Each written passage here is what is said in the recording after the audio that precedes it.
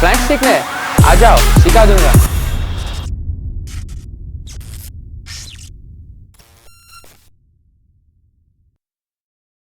What's up, Indian Strength community? Welcome back to AISW YouTube channel. After all those 4.0 videos, we are finally back with the informative videos, and this is gonna be one of the best planche tutorials in India. Look who I have with me, the world champion Thomas. Thomas, welcome to India. Welcome to AISW. Thank you. How are you feeling coming to India? I'm feeling amazing. This is the second time, right? Second time here. So today we are going to be recording planche tutorial, and this is one of the things which people have been asking us from a very long time, and I think they are going to be learning from the best. So how is it going to be, the tutorial? So today we're going to cover 0 to planche in 5 steps. Chalo bancho, let's go. Let's go. Okay, so the first part is who can learn planche. So Thomas, we have all kinds of people coming here at our center, like people who are above 40, teenagers, people who have extra weight, like obese people, people who need to lose fat first. So everybody wants to learn this skill, like they get fascinated by looking at, oh, this is an amazing, beautiful skill. Can I learn that? Like what is the best time, age or physical characteristics when one can start learning planche? What do you think about that? So personally, I believe that it doesn't matter like what age you are or who you are to start learning planche. Anyone can learn planche. For me, what I believe is the most important is that you need to build a foundation before with the basics, with the reps and sets, and build that foundation so that your tendons, joints and muscles can be ready for the more advanced skills like planche. Right. So if someone wants to lose fat first, should he be focusing on shedding the fat, extra fat, and then start learning planche? Yeah, so if someone is like obese or really big, then I would recommend just going with the general fitness, with the reps and sets, building the strength, building the conditioning, the endurance, doing different types of workouts, watching your diet, doing all the trainings that you should be to feel healthy. And then when you're feeling stronger, advance slowly into the planche training. So what do you recommend? If I am a beginner, suppose, and I'm starting calisthenics today, how long should I, start with the basics, practice the basics till I start learning the planche drills? 6 months, 8 months? What do you think? So reps and sets? Yeah, reps and sets. Yeah, I would say like 6 months to 1 year. Doing reps and sets and really getting like a strong foundation, and then slowly taking a few weeks to just do activation and form in planche, like retraction, protractions, starting with the leans, with the push-ups, with protraction, transitioning your reps into planche form. You know what I mean? Because already people are doing muscle ups, pull-ups, push-ups, really strong dips, but they're not doing it with the protraction, with the core engagement, with the glute activation. So when you start doing your dips with protraction, with the activation, when you start doing the push-ups, ending it with the protraction, straight arms, emphasizing all those little details that you use in the planche, then you start noticing without even training planche, you're getting stronger. You know what I mean? Right. So yeah, that's the thing, you don't have to hurry when it comes to learning planche. This is a skill which needs good amount of conditioning in your body. Even he was the strongest in push when it comes to pushing strength, but not everyone has good conditioning. So yeah, basically you need to perfect with the reps and sets first and then start conditioning your body according to the skill. So that was the part 1, who can learn planche. Let's switch to the part number 2. So the second part is how to structure the planche training. So Thomas, there has been a lot of information on YouTube about the planche, how to unlock the planche. But what I see is not many people are able to utilize that information and put it into their own training structure. So let's talk about that. For example, if a beginner, if he's doing reps and sets for like 6 to 8 months, and now he decides कि मुझे अब planche सीखना है, so how should he go about it? So if you're a beginner and, for example, you want to also train other skills with planche, you don't just want to train planche, you have a whole workout, you're training reps, you're training maybe front lever and planche, but your focus is planche. Then some of your trainings you want to mix with all of those skills, but prioritize planche in the beginning so that you put all of your energy and effort into that skill that you're first learning, because you don't have really a basic strength in it yet. You want to put all of your energy so then after you're getting tired, you can do your other skill trainings and still maintain those, but planche will be leveling up at a faster rate because of that. What do you think the basic requirements are to start learning the skill? Start learning the skill? I would say about 30 push-ups and be able to do like easy 10 to 15 pull-ups. Being able to do like 15, 20 dips is a good base to start. Yeah. So if you can do like 30 push-ups in a go, 10, 15 pull-ups, you can start learning planche, and you can start with the drills and put it into your training routine. If someone, let's say, if he wants to prioritize planche, if his goal is to learn planche as fast as possible, how many times do you think he should work out for the planche training? In a week? Yeah, in a week. Just planche training? Just planche. I would say about 5 days a week. 5 days? Yeah, 3 to 5 days a week, depending on how sore you are and how you're feeling. अगर कोई planche training कर रहा है 5 times a week, and क्या उसको ज़रूरत है pull-ups और बाकी reps and sets करने की? Doesn't matter if you're a beginner or an intermediate. When getting into the planche training, you're gonna have the same basics of planche training that you want to train. So you're gonna have your protraction, your retractions. You're gonna have your hollow bodies. You're gonna have your handstand holds, to get stronger, doing your push-ups, your dips, and then making sure that you're doing straight arm training as well, because these are the foundations to go into the more advanced planche exercises. So let's say if beginner starts learning planche, he's working out 4 to 5 times a week. What should be the top 5, let's say, exercise that he should be focusing on? So when starting the planche training as a beginner, you want to start with your retractions, protractions. You want to start with your planche leans.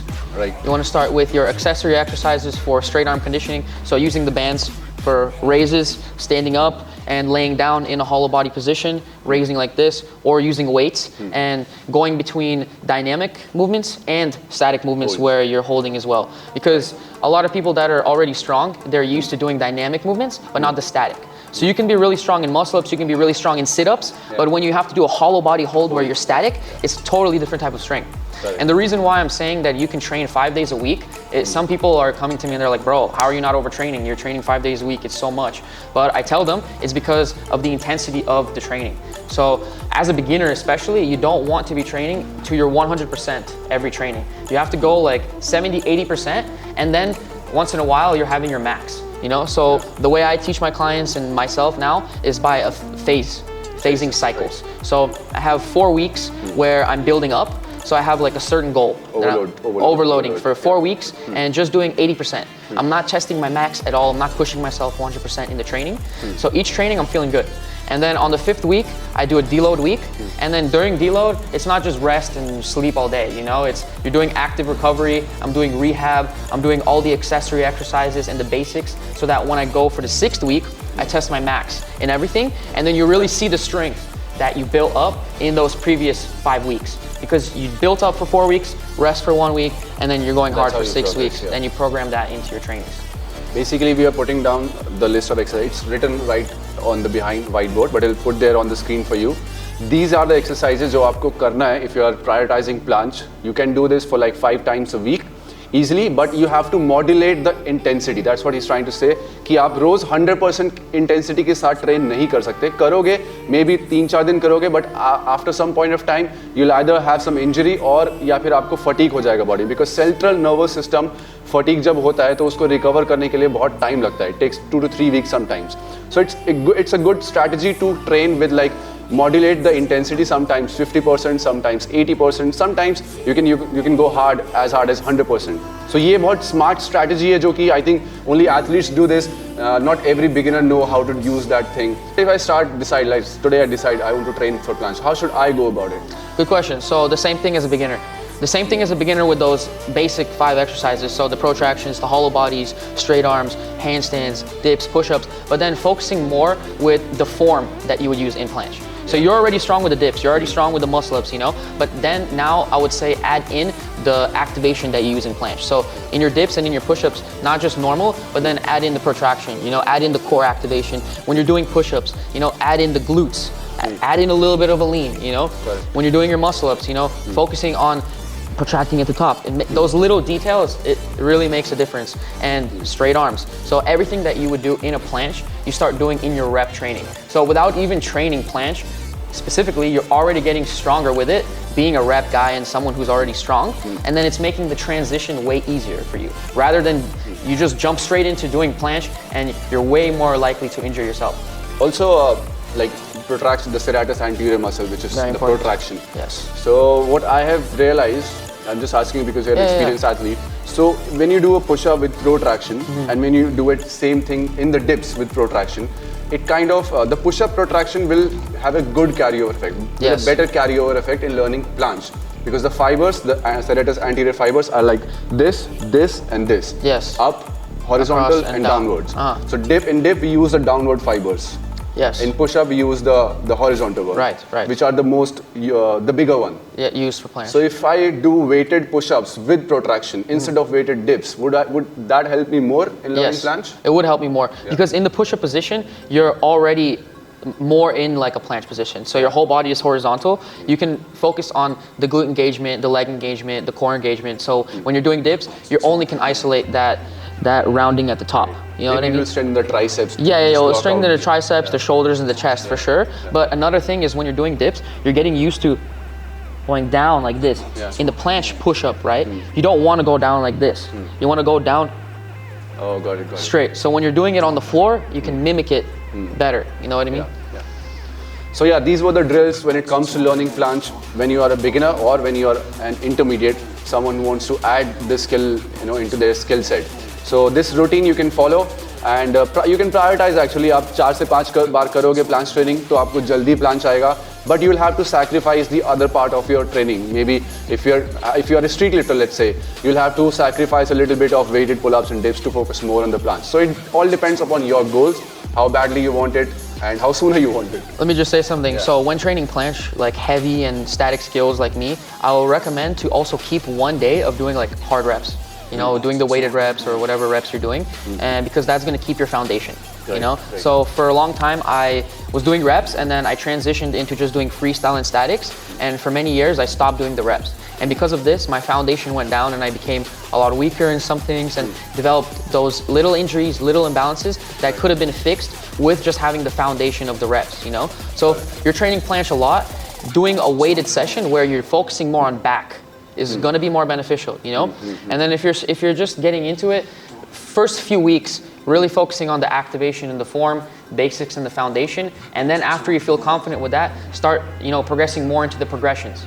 Then start using bands, start using more advanced leans, stuff like that, going into the tuck planche, going into progressions that you feel you can hold with a good form, and then slowly going up from there. Alright, so अब हम आ गए हैं step number 3 पे, जहां पे हम protraction and glutes का engagement समझेंगे. देखिए आपके पास रूटीन आ गया है कि रूटीन ये प्रैक्टिस करना है 4 to 5 times a week, but कौन सी एक्सरसाइज किस टेक्निक के साथ, किस फॉर्म के साथ करना है, वो अब हम समझने वाले हैं. The most important thing I believe, Thomas, is understanding the protraction and engagement of the glutes, right? So in this step we'll make them understand how to do that properly. So let's start with the protraction work first. Okay, let's go with the protraction on the floor. On the floor, right? So the one thing which everybody needs to understand, how to use protraction in the push-ups first. So you do push-up, go 90, below 90 and you come up. Okay, so one personal question. So if I'm practicing protraction and I'm doing push-up with protraction, do I need to maintain the protraction here or should I lose it? So you shouldn't lose your posture in your whole back, but you don't need to maintain rounded the whole time. So you should go to a neutral, not retracted, like this, but neutral position to open your chest. Okay. You need to open your chest because if not, your chest staying closed. You want to activate the chest by opening, and then when you're pushing back, you engage the protraction at the top. So if I'm training for size, if I'm doing it for the reps, I'll do this way, right? I'll retract and neutral, and retract, neutral. Only at the top. Only like at the rest will remain the same. Yes. I can open the chest here. Open the chest. I can protract here. Protract, yes. Yeah, that's the only difference you need to make if you want to have a good carryover effect of this push-up into the planche, right? Exactly, and if you're doing weighted, it's the same thing, just it's going to be hard to do with like a backpack, so a weighted vest is good, or even if you're with the dips, having something hanging here, you can practice weighted as well. Right, or with bands. So here I put the band around. So you see, this is how you tie the band, hold it with your hands around the back. Like this. Yeah, let's go. And then getting into the same push-up position. The band is acting as a resistance for you. थोड़ा सा tough बना देगा आपके लिए ये, but it will help you to get more engagement in the protraction muscles. The same thing when you're doing retraction. Right. Protractions. So this is another good way to strengthen the protraction strength. What are the other exercises through which you can strengthen the protraction muscles? Yeah, so the other exercise, the most effective one, is doing the retraction and protractions. So going here, retracting your scapulas, and then protracting again. And it's really important here that I'm not going down with my whole body like this. The glutes are not engaged, the abs are not engaged. Yeah. So when you're doing that, everything here is staying tight. You're only moving the shoulders. Just at this part, right? And you don't want to bend here. Got you want to keep it straight like this. Right. And then back. So what if someone is not able to do it? Do you think it might be because of the stiff muscles? Yeah, so there are people who are having the stiffness in the chest or lack of activation of the serratus. Yeah. So for this, we'll do some accessory exercises with the bands as well. I can show you hooking up on there. Great. Show you a few exercises. Okay. One of the good ones is like just doing like that one with the band here, doing retraction, protractions, and the same thing while standing like here. Right. Do you think mobilizing it before practicing this will help? Opening your chest. Yeah. So like doing the wall stretch like that is really good. IYT raises will also help. Yeah. Understanding we were talking about too much rounding, you know, Yeah. and this will help to prevent that. Yeah. So before and after your planche training, because the chest gets very tight. So it opens your chest and it'll help you to activate your back muscles and everything. Yeah. And then for the serratus, I have another good exercise, and they're called wall slides, banded wall slides. So you'll take a band, you'll pull it like this, and then you'll retract, and then you'll go up, Yes. and you'll go down. And you're activating the serratus the whole time Got there. it. Yeah. So the more you're in protraction, the more exercises you can do in protraction, the more you're practicing it and attempting it, the more you're gonna start developing that, right? So if every time you do a push-up, you're trying to round. Every time you're doing a lean, you're trying to round. And the dips, like we were talking about, it's gonna keep reinforcing that drill. At first, it's lack of mobility, you know. To some people, even they're tight in their scapulas, you know. They can't push their scapula that much forward, you know. So doing things with one arm like this, where you're isolating Okay. here, right? Yeah, So yeah, yeah. it's isolating one part here, you're pushing as high as you can, Yeah. and it's the same movement as retraction, protraction, both hands. Maybe they can start with just understanding the range of motion, how they can move the scapula up, down, Exactly, left, right. that's why bands are so important, Yeah. because with the bands you can retract all the way, Yeah. then you can protract, and you can do it also while you're laying down. This, right? So working on. Yes. So this is the hollow body hold where retraction. you can, work on protraction. And some people are having trouble even doing hollow body. So if you're having trouble with hollow body, put your feet on the floor, and then just focus on, Oh, it's a great exercise. right? Because Yeah. You see, the lower back has to be in contact it with has the to be floor. flat here, because in the planche, this is arching, and then when you PPT, Yeah. it becomes flat. So I'll conclude this step 3 for you. सबसे पहली चीज़ आपको work करना है to understand protraction retraction. अगर आपको लग रहा है कि पुशअप पोजीशन में आपसे प्रोट्रैक्शन अच्छे से नहीं हो रहा है, तो as Thomas has told you to practice it with the band and just you can sit like this. आप प्रैक्टिस कर सकते हो कि कितना रेंज ऑफ मोशन है, how the scapular muscles move forward, back, up, down. Even against the wall, bro. Yeah, even going against against the the wall and just yeah. pushing away from the wall, or Right. having somebody push your arms and you pushing their arms like that. 'Cause Yeah. you're just activating this muscle. Without bending the arms, you have to push something away from Without you. a lot of weight, just activating that muscle. Because when you activate the right muscles, you automatically gain like 10-20% more strength Yes. by activating the right way. So once you feel कि अगर ये अभी range of motion you have created that mind to muscle connection, then you can start overloading it. You can overload it by maybe push-ups with protraction. You can lean forward and then practice protraction.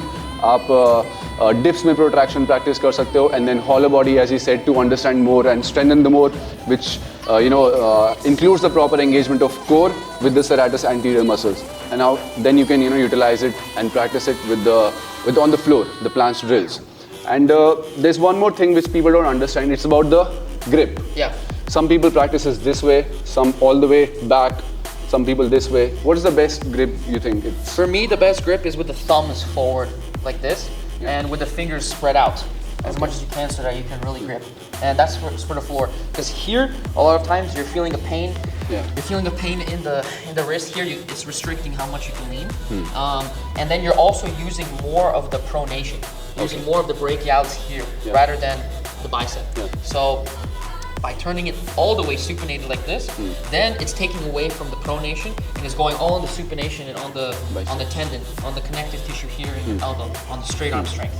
So that makes it harder as well. So for me, perfect in between is right in the middle where the thumbs are facing forward, my hands are going out, because here I can lean forward, I can not have a lot of pressure on my wrists, but with my thumb, I can have balance, Right. and I can control here. You can pulse like this. Exactly, and at the same time here, you can really focus on straight arm strength. Because when you're here, some people that are more tight, they tend to round like this. You know what I mean? They're rounding inside, and it's causing a little bend in the arms.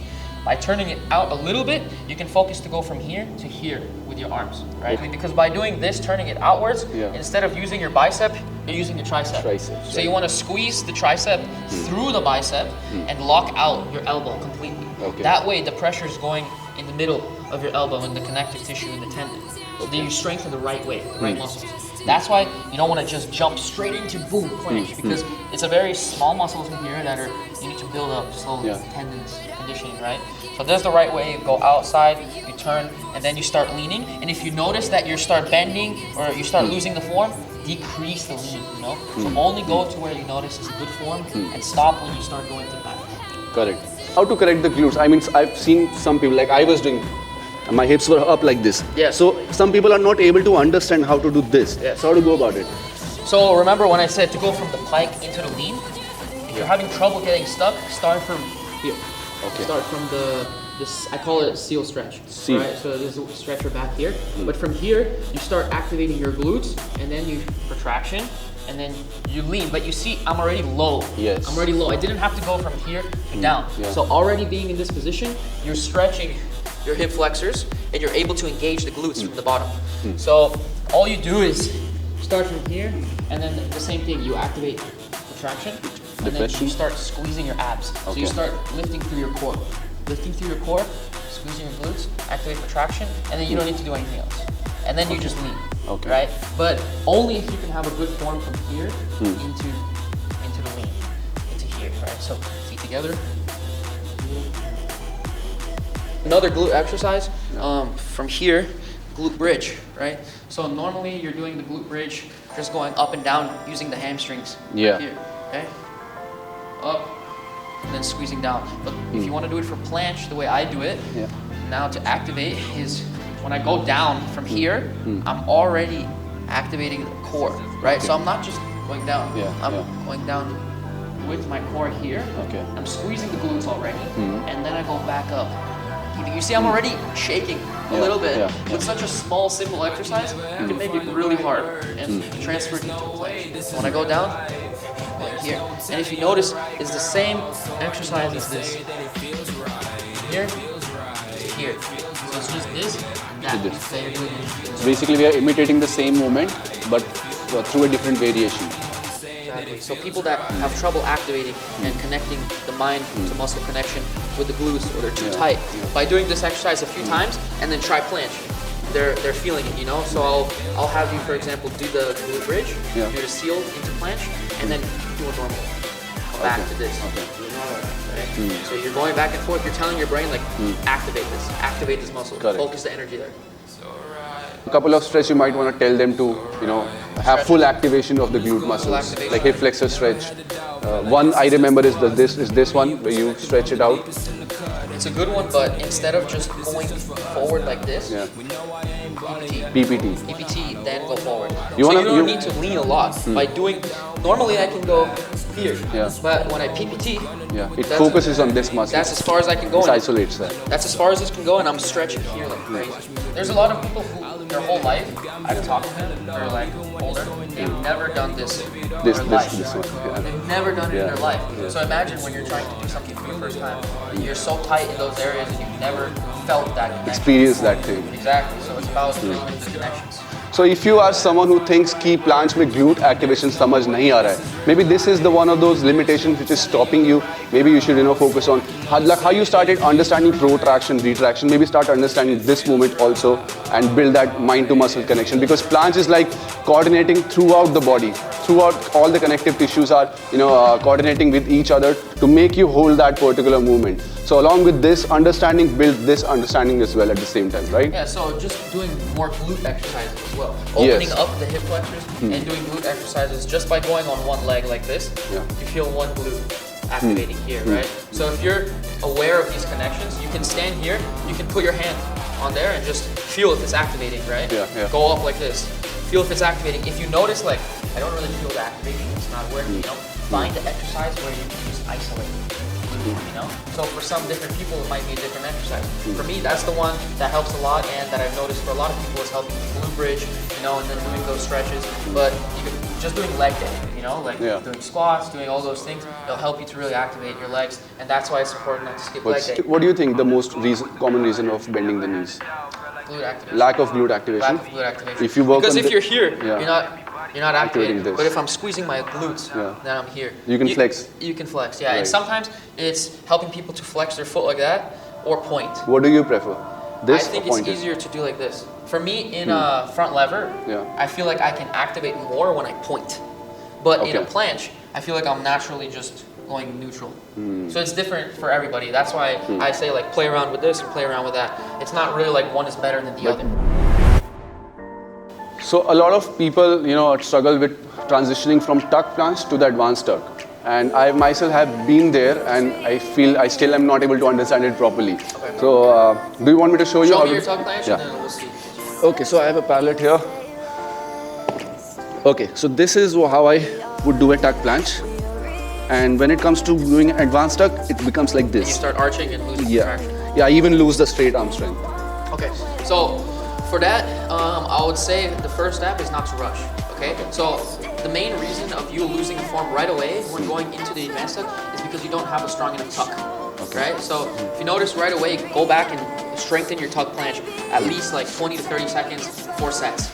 For like 3 sets. Never tried 20 seconds. I thought 10 seconds is good then. More than so good. that's the basic time. And then once you have that, you can do it for 3 sets, 20 seconds. Then you can start going on to your advanced tuck. And the first main problem that people are having with that, with going from tuck to advanced tuck, is that they're arching their back instead of extending through the knees and maintaining the round back and the glute engagement. Okay, so same thing when you're going into the tuck planche. I noticed you were low. You were a little bit like down like this, and when you try to extend, automatically it's making you want to raise up like this. But if you start a little bit higher, then you have more room to drop down and more room to sink if you lose the form. So that's why I'm telling a lot of people start in a over-engaged position. That's why it's okay if you do too much protraction in the tuck and a little bit high angle. So that way, when you're extending into the advanced tuck and you're practicing the drills, you can go into a good form. But when you lean into it, start with your hips higher and bring your knees into your chest. Yeah, like exactly like that. Exactly like that, and then hold it there, hold it there. So you see now he's way higher in this tuck planche. From here, even if you lose his form, you'll still be in a better position than the first one. So from there, that's where you want to start extending down through your knees, keeping your core activated, lifting through your core, through your lower abs, and pushing to maintain contraction. So if you notice at any point that you're losing it, you want to come back. So you don't want to extend too far. It's just from tuck, and then a little bit, and then hold, and make sure you have good form. Right? And then doing tuck extension, so from tuck to advanced tuck to advanced tuck, and getting that position, getting the whole time with the bands, max holds, getting stronger in that good form. So when I transition from tuck to advanced tuck, that's when I would engage my glutes. Do you think tuck planche has an engagement, glute engagement? Very less, I think. Even in advanced tuck, you're not engaging glutes. You're not engaging, but you're squeezing them and then pushing the knees out, right? Exactly. So it's not like a half lay. You're not doing like this. You're going from here and then down to here. So it's more of just like everything is tight. Everything is squeezed together, and you're lifting through the core and you're pushing through the shoulders. That's the main thing. Is when people lose this and when they start arching like this, compensating with the back, then everything is done. But if you can maintain this, start with a good, like a lifting through the core here, and then you can slowly start extending, but while maintaining that here. Got it. You don't want to lose it. Got it. So the maximum glute engagement you can get is in the full planche. Yes, in the straddle planche. Straddle planche also? Straddle planche is more glute engagement than full planche. More glute engagement? More glute engagement. That's why a lot of people are having the house, with the hips in the air, because they can't engage their glutes in the straddle, but they'll close their feet and then they can do it straight. But if I stand like this, let's say, I can feel maximum contraction in the glutes this way, but if I try to do the same thing in this way, I don't think I can get that level of extension. Because it's more engagement. You need more engagement for that. That's why you don't feel it as much. So this has more glute engagement, you're saying? Yes. As compared to this one? Yes. But it's harder to do this while in the planche position? Exactly. Because it's requiring more glute engagement. That's why people are, sometimes they're going like from a house, straddle planche, and then when they close into a full, it becomes straight. Yes, because they just have to squeeze, and you don't really have to focus on activating the different parts of your glutes. You know what I mean? So it's all the glute, all the different parts of the glute. That's why when we're doing accessory exercises for this as well, doing like glute exercises on the floor, like I'll lay down like this. From here, activate, got it. pull, back. This is like an advanced version of reverse hyperextension, right? Exactly. So you can even put like something here, like a little block, and then go over with your feet. So from pull to straddle, and you'll notice in the straddle you really have to squeeze or you'll lose it. So you need it more. In the full, you don't have to try as hard. You feel it easier. That makes the straddle more engaging. Would you say that one can directly start learning for the full planche before learning straddle? Would that be a good statement? No, it would not be a smart idea, but you can.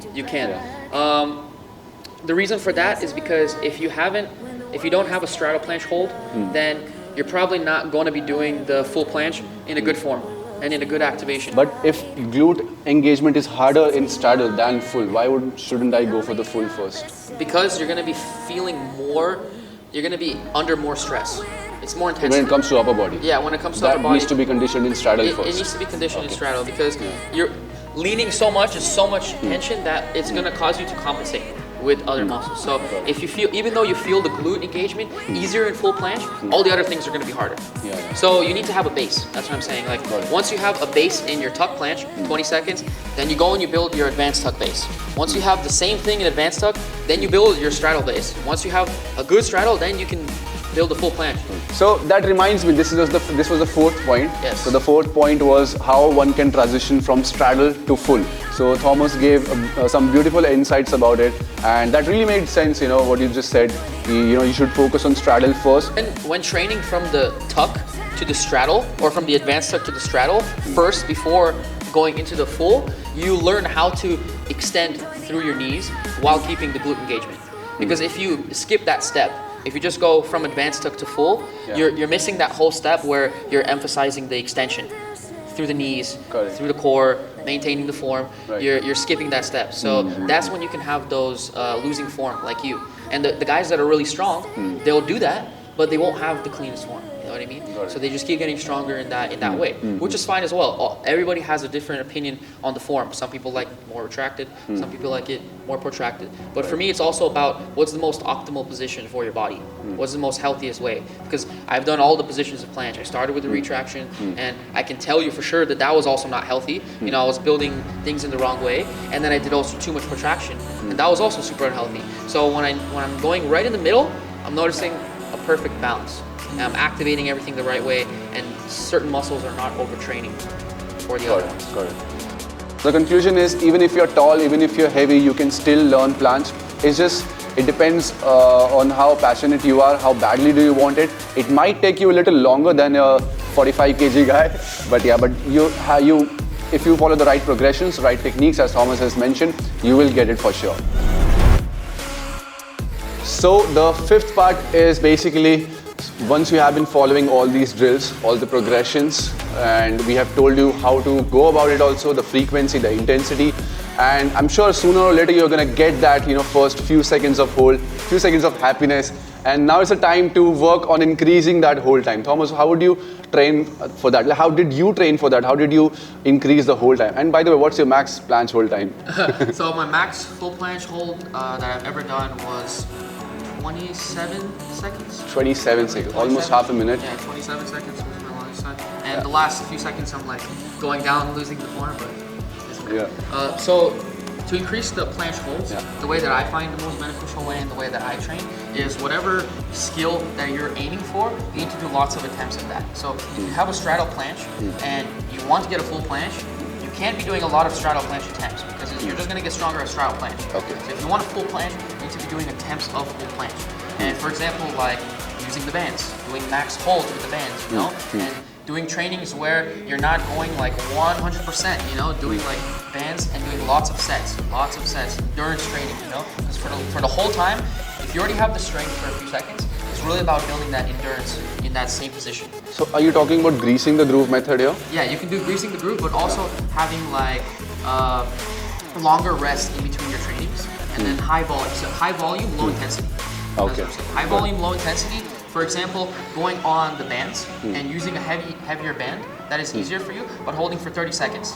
Then taking a rest for 3 minutes, and then going like 5 to 10 sets of that, and just isolating that one movement. So that will be low intensity, but High volume for sure. And there's one genuine question, like when I do street lifting, I consider volume as, if I'm doing a 100 kg dip, so I'm going to be doing 5-6 sets of this, 5 reps. So let's say the volume will be around 2500, the total weight. How do you calculate volume in static holds? Do you consider the number of seconds? No, not so much. I consider number of sets that you're doing things. So the more you did in the overall trainings. So like same with the reps, if you're doing like 2 hours of the same set, and you're doing like 10 sets of that one, as a circuit, is a high volume.